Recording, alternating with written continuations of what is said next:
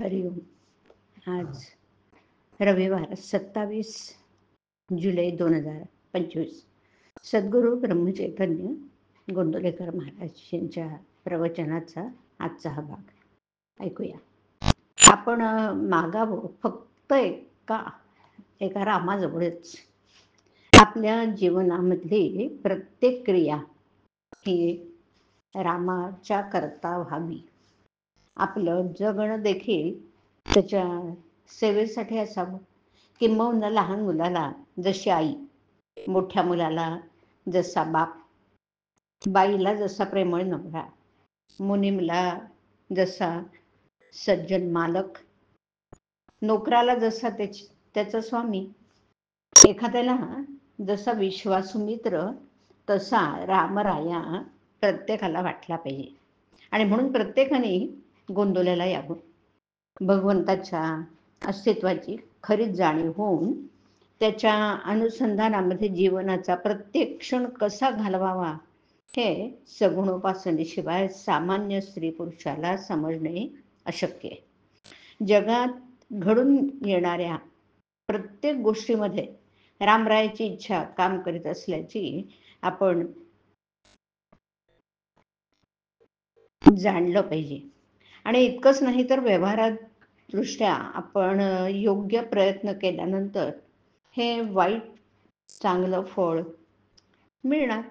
ते रामाच्या इच्छेनेच मिळते अशी श्रद्धा ठेवावी. अशी श्रद्धा ज्याच्या पाशी असते ना, त्यांना सुख दुःखाची बाधा होत नाही. सर्व काही राम करतो, खरं करते पण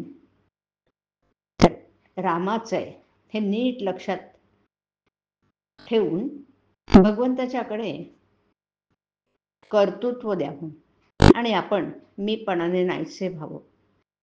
खरोखर आपल्या रामाला काय कमी आहे? आपण मागावं फक्त एका रामाजवळ. तो देईल अथवा न देईल, जे देईल त्यात समाधान मानावं. दुसऱ्या कोणाच्याही जवळ आपण कधीही मागू नये. त्यामध्ये आपल्या उपासनेला कमीपणा आहे. मात्र देणाऱ्याने स्वखुशीने दिले तर ते टाकू नये. माझ्या आयुष्यात मी नामाशिवाय दुसरं साधन केलं नाही. माझ्या गुरूंनी मला नामच दिलं. तेच नाम मी सर्वांना देत आहे. तुम्ही ते नाम घ्या, तुम्हाला राम खात्रीनं भेटेल. तोंडानं नेहमी राम राम म्हणत जा ना. भगवंताच्या नामामध्ये जीवाचं कल्याण आहे असा माझा अनुभव आहे. आणि म्हणून ते जास्तीत जास्त स्त्री पुरुषांनी घ्यावे. कोणत्याही कार्याच्या पाठीमागे भगवंताच्या उपासनेचे बळ ठेवा. गायीचे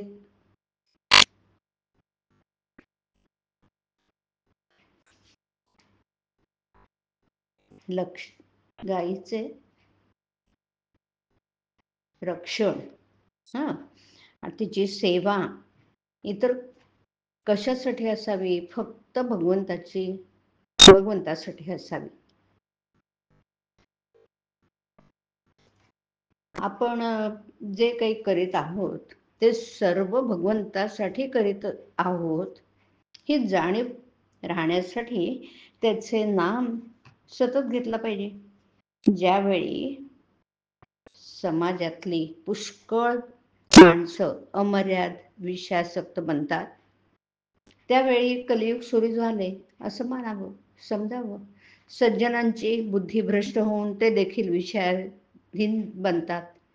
विषयाची प्राप्ती करून घेण्यासाठी वाटेल ते कृत्य करण्याची त्यांची तयारी असते. आणि मग अशा वेळी भगवंताच्या नामाचं महात्म्य जे सांगतो त्याच्यावर कठीण प्रसंग यायचेच.